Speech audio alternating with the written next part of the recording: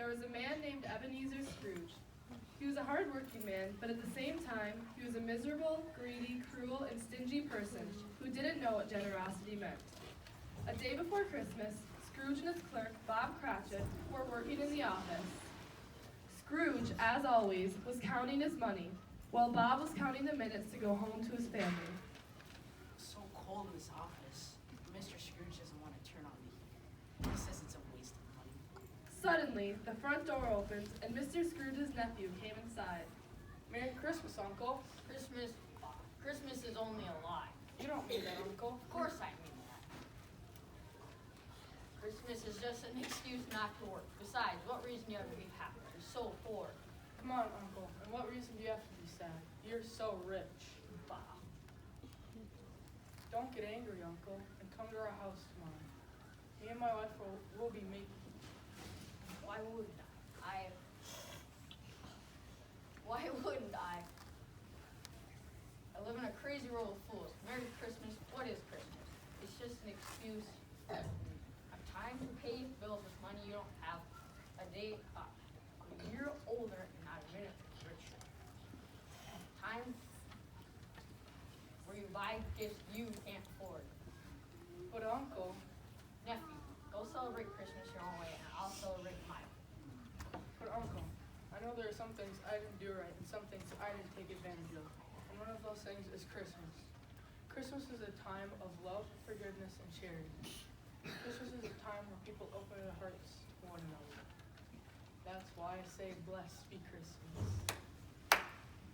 Wow, that was a wonderful speech. I wonder why you don't work for the government. But, Uncle, don't get angry, Uncle. Come to our house tomorrow. Me and my wife will be making a special meal, and you will be our special guest. Thanks, but no. But why, Uncle? Why did you get married? Because I fell in love. Because you fell in love? Have a nice day. But, Uncle, you've never came to my house before, and you're using my marriage as an excuse. That is no fair. Have a nice day. But, Uncle, I don't need anything from you. I don't ask you for something. Why can't we be friends? Have a nice day. But, Uncle, I know that you've already took a decision, but I insist on celebrating Christmas. So, Merry Christmas. Have a nice day, a Happy New Year, and goodbye. As you wish. And Bob, have a Merry Christmas. I wish the same to you. Goodbye. Then Mr. Scrooge's nephew left the office. How about that? A clerk earns a minimal salary with wife and kids talking about Merry Christmas. You must be crazy. Sir, I finished copying all the letters and I filed all the paperwork. I also swept the ashes and brought in more firewood. And, well, it's closing time, Mr. Scrooge. Fine, if your work is done, you can go. Mr. Scrooge, tomorrow's Christmas, a day to spend with family. You like the day off, I suppose. Well, yes, Mr. Scrooge, it's Christmas. Christmas. Fine, we'll be here early the next day. Yes, sir. Merry Christmas, Mr. Scrooge. Scrooge opened the door and Cratchit went home. Then Scrooge returned to his desk to finish his accounts. After a few hours, Scrooge closed his account books and proceeded to close the office. When he got home, he climbed the steps to his bedroom, sat in a chair beside the fire, and started to eat his supper. Suddenly, he heard old bells ringing and a strange and loud noise coming from the outside. Who's making that noise? I must have fallen asleep. But the strange noise continued until he saw a ghost coming through the bedroom door. I think I'm dreaming. No, this is not a dream. I know you. You are Marley. What do you want from me? I want a lot from you. Don't you see these chains and chains my sins? What sins? You're a hard worker and a good businessman. Businessman, I took advantage of people while I was still alive. I never learned the value of love and charity.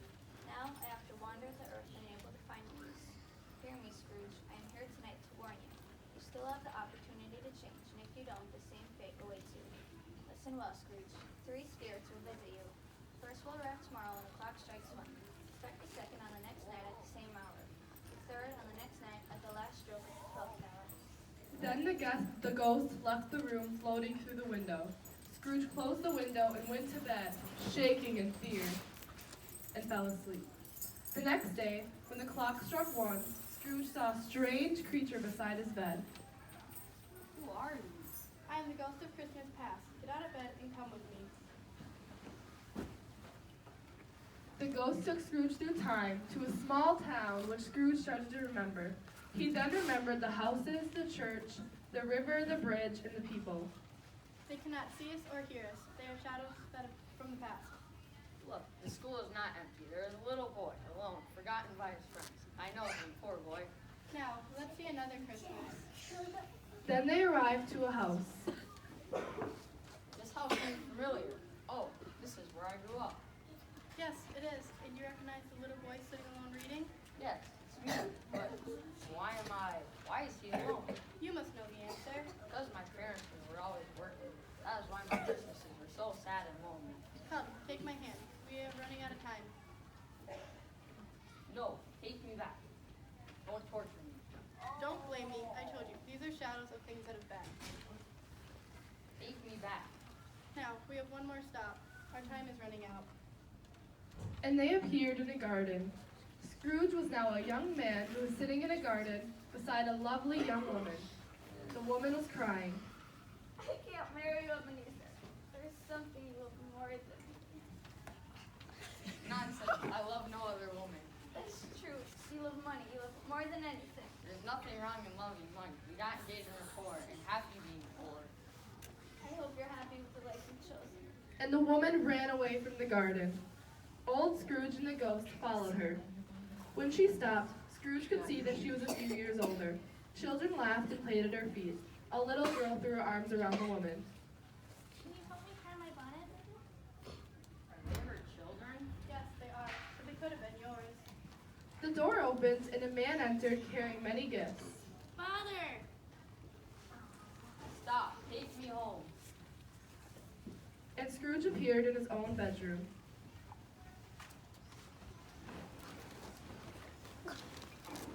Thank goodness it was a dream. Then the clock struck. No, Ebenezer, it wasn't. Suppose you're a ghost of Christmas present. Yes, I am. I'm the ghost of Christmas present. I have much to show you. Take my robe, hurry. You can't be late. Scrooge touched the hem of the spirit's robe. The bedroom vanished, and Scrooge found himself on a busy, snowy street. There were many people shopping for last-minute gifts. The stores were still open, people were cooking their best meals, and the bells of church were striking. Everybody was attending church wearing their best clothes. Everybody was happy. Everybody looks so happy. Yeah, it's Christmas. What do you expect? You mean they're all happy just because it's December 25th? Yes, today they can forget their problems and enjoy being with their families, and the tables, and the food on their tables, and the many blessings they receive. Then the ghost took Scrooge to Bob Cratchit's house. And standing there at the door, the ghost proceeded to bless the house. Scrooge saw Bob Cratchit playing with his children, 3 boys and 2 girls. Is this where he lives? With this salary, this is all I can afford. Then Mrs. Cratchit entered into the dining room carrying a small turkey on a platter. They look so poor. Their clothes are so old. Love is what you can feel here. Bob Cratchit lifted the youngest boy from a chair in the corner and carried him to the table. The boy was pale and thin and carried a crutch. What's wrong with him? Why doesn't he walk? He's very sick. His name is Tiny Tim.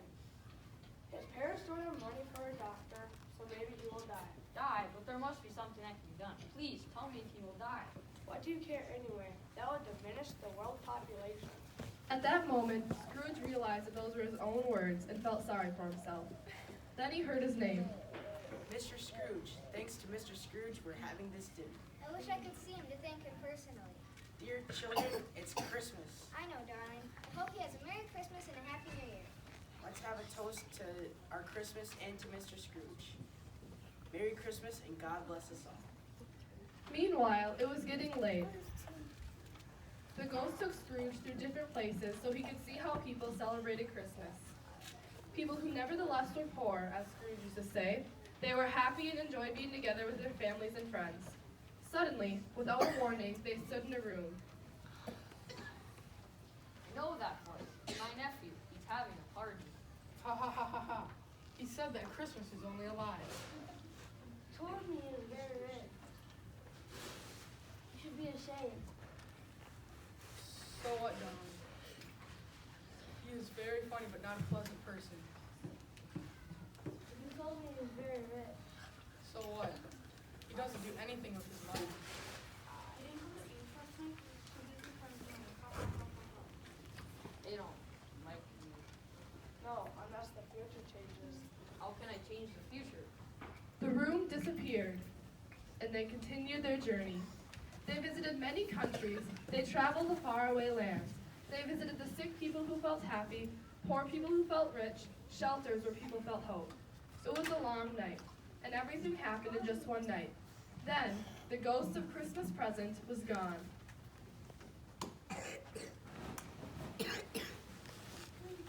Oh, I'm in my own bed again. As he sat up, another ghost floated into the room.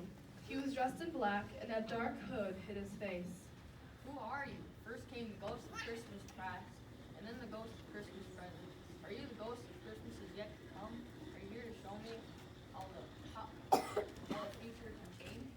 The ghost said nothing. He just gestured toward the door. Scrooge followed him to the street in front of his office. Two men stood out front, talking and shaking their heads. I know these men. I do business with them.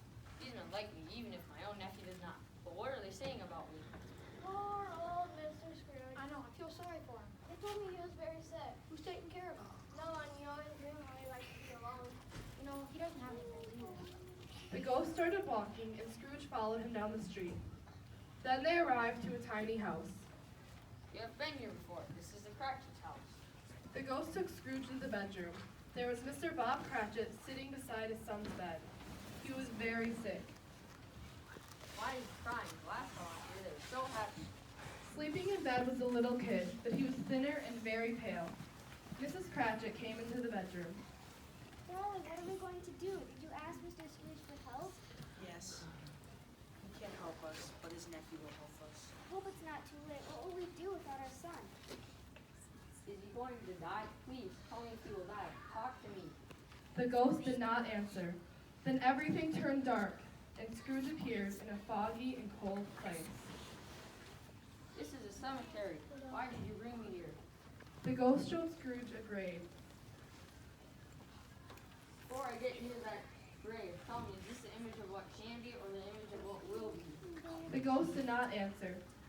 Then Scrooge went to see the grave. Engraved on the headstone was the name, Ebenezer Scrooge. Then Scrooge fell to his knees. No, ghost, listen to me. I have changed. Why do you show me this? I have lost all hope. I will honor Christmas in my heart. I will live in the past, the present, and in the future. I will remember all the lessons that the ghost has taught me. Oh, please tell me that I can erase my name from the grave. In his anguish, he took the ghost's hand, but the ghost rejected him, and Scrooge woke up in his bed.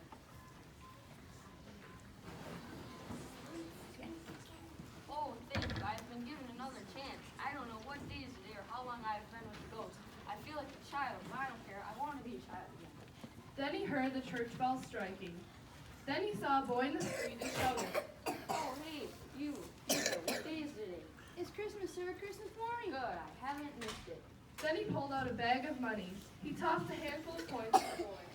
There's a big juicy turkey in the butcher shop. Buy it and deliver it to Bob Cratchit's house. But, sir, this is a lot of money. Keep the change. Hurry up. The Cratchits are hungry. Yes, sir. Oh, little boy. Yes, sir. Merry Christmas. Thank you, sir. Merry Christmas to you, too. Scrooge dressed in his finest clothes and headed toward his nephew's house. He was feeling really happy and excited. He waved to everybody in the street and treated everybody nicely. Here, kid, take this money and buy some Christmas candy. Thank you, sir. Merry Christmas.